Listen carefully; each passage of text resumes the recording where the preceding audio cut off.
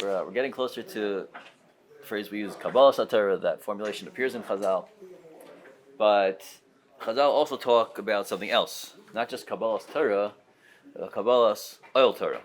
Mishnah says in Pirkei Avos, in the third parak, Rabbi ben Akana Omer, Kol Mekabel of all Torah, Mavim ben Om Achos all Derech Eretz. Person who accepts upon himself the article translation yoke, not the egg one, the yoke of Torah.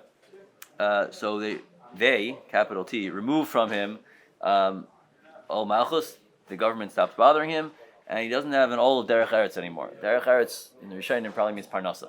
Yeah, if you remove the yoke of Torah from yourself, so notion of al Malchus all Derech Eretz. So those are replaced by a different set of responsibilities.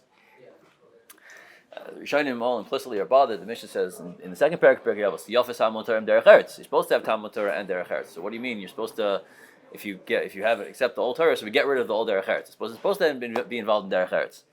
So obviously the distinction is a person's supposed to be involved in Derech Eretz, but it's not supposed to be an all. It's not supposed to be a yoke for him. Well, hopefully we'll refine what that means in a minute. So Rabbeinu Yonah says on this Mishnah, if a person accepts all Torah, person makes his Torah his mainstay, and the malacha that he does is the fiyam izdamin, according to whatever comes his way. So HaKadosh Baruch will protect him. He won't have to be mevatel Torah because of the government.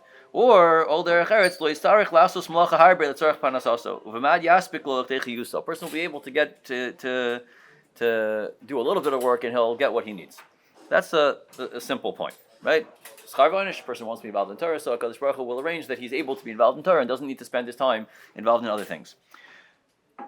But Rabbeinu Yonah then adds something else. Ki melechas hatzadik misbareches. The malacha of a tzaddik gets a bracha from Hashem. Good. V'nafsho smecha bechalko. And he's satisfied with what he has.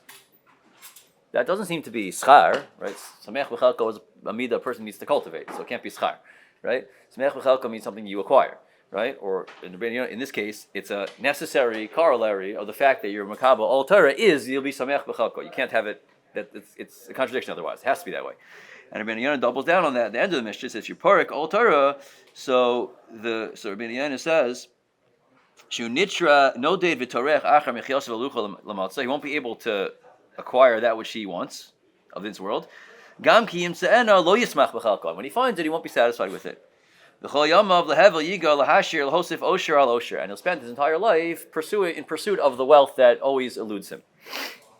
So Rabbeinu Yonah seems to say not just that there's like a bracha and a kol, a person who does what he's supposed to do, he's mekabel al Torah, so HaKadosh Baruch Hu arranges that he's able to learn, but that a person, sort of by definition, if a person is mekabel al Torah, so he won't need to do as much because he'll be samech b'chalko. And if a person isn't mekabel al Torah, he's parak al Torah, he is interested in acquiring things of this world, so he will by definition not be samech b'chalko. And Rabbeinu Yonah in this context devotes the pasuk in Koheles, if kasef lo yisbak kasef. Person looking for money, so he'll never have enough of it. So why is that? Why is it that if a person is mekabel al Torah, so be samech b'chalko, and if he's parak al Torah, he won't be samech b'chalko? How does that happen? So the Ramchal famously says, based on Yerushalmi, that the goal of our existence, not the reason, but the goal of our existence is to avoid nama de kisufa. HaKadosh Baruch Hu put us here so we could earn the closeness to Him that we already had before we came into this world, but before we came into this world, we had it because HaKadosh Baruch Hu gave it to us. That's our natural state, if you will. And HaKadosh Baruch Hu arranged we would have a different mitzias of this world, whereby we could earn our kirva to Hashem and thereby avoid the quote-unquote shame of getting something as a gift. We're familiar with that in a theological context. Okay, everyone has to ask at some point in their life, like, okay, what's Hashem's goal in creation over here? So the answer is to avoid nama diki sufa. Very nice. But if you pay attention a little bit to the world, so you'll see it's not just a theological principle, it's actually how the world operates. Which makes sense. If that's Hashem's goal in having us here, so the world should run accordingly. Right? For example, what happens when you finish the Masechta? Right? Let's say, I don't know, you finish Maseches Ksubos this year. Shmak, 112 lot you learned. Right? It's a lot of work over a lot of time, and you're happy, and you make a siyum, and you're satisfied and happy for about 20 minutes. Right? Then you're like, okay, now what?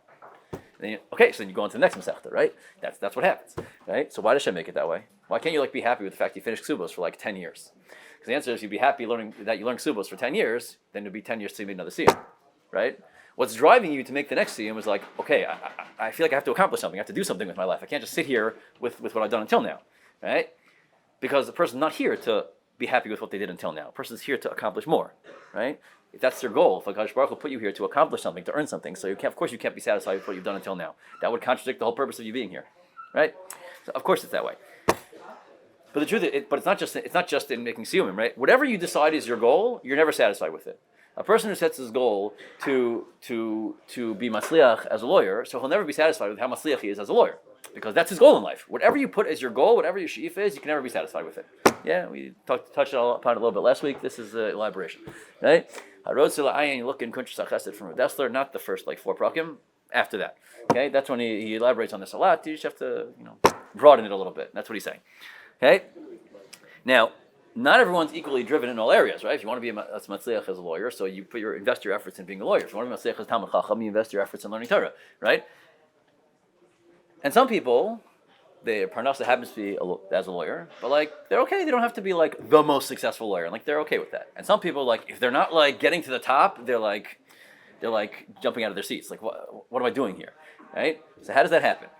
And the same thing happens in Ruchnius. Some people are like, okay, I finished Ksubas, what am I doing next? And some people are like, okay, I finished, very nice. Eventually I'll get to something else, right? So what determines how much drive you have? And the answer is, what's your goal, right? What are you hungry for? If your goal is to finish Masechtas, so you'll be happy with the fact you finished the Masechta for about 5 seconds, and then you move on, right? Because that's what you're here for. If your goal is to be a lawyer, and to be masliach as a lawyer, so then you'll accomplish something there, be happy for 5 minutes, and then you'll feel you need to move on, because that's your standard, that's your goal you set for yourself.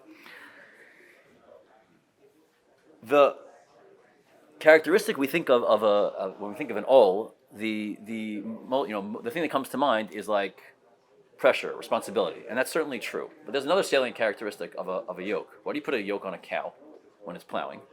Because you want it to walk straight, right? If your cow could do whatever it wanted, and you put a plow on it, you attach a plow to it, and you're supposed to walk and drag the plow through the ground, right? What direction is the cow going to walk in?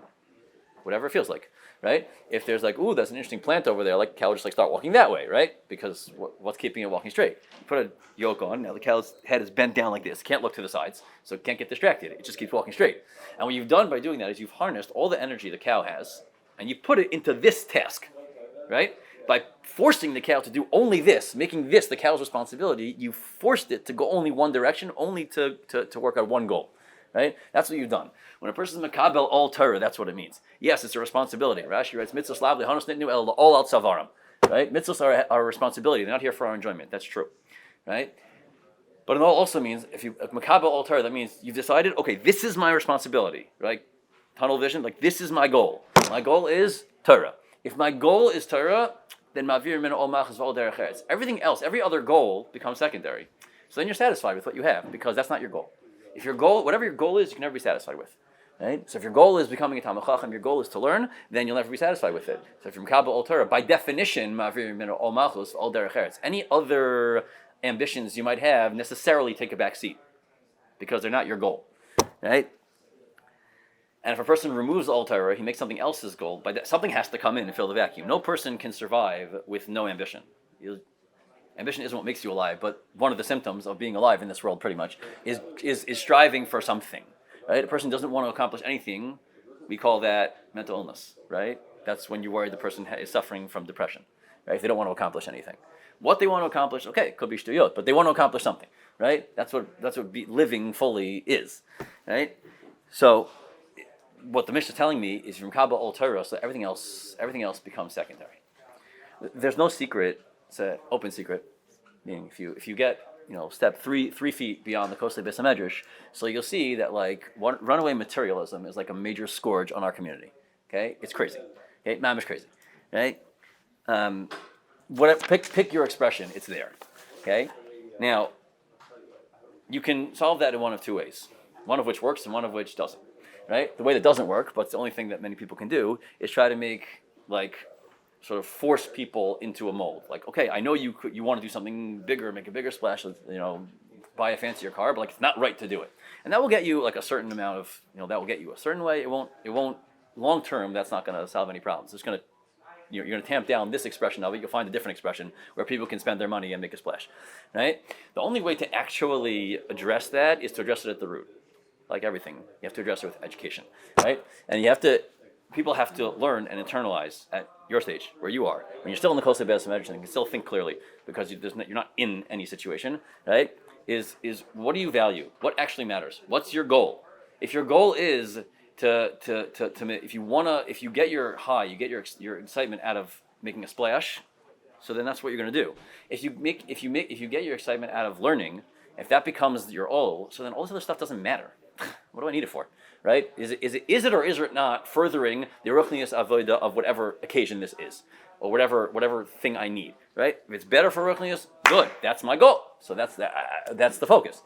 And all this stuff, once a person's in the mindset of like, okay, I have to like make my chasana look azay or whatever. So then to tell them no, make it less is like then you make the person feel like a shmata. Right, which maybe they'll be willing to sacrifice for, but maybe they won't, and it's very hard to make that. It's very hard to buy into a restriction like that.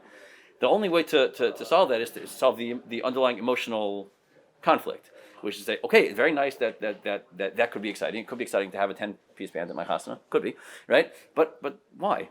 Like it doesn't interest me, right? Because my all is not that. My all is Torah. And a person wants to really accomplish something. You want to accomplish something in furthering the community's march away from all this crazy materialism we're in America and the rest of the world. So right now, pour your energy into learning, right? And all this other stuff will just become less meaningful. And that's the real way to make progress. And now is the time you can make a difference because now it's easy. Now the stakes are low, right? You get to 35, 40, you're making a bar mitzvah for your oldest son. It's too late. Right? You have to solve the problem before that. Okay? So Mitzvah Hashem will when we're Makabel Torah, we're also not just Makabel Torah, Makabel oil Torah. Okay. Hold on.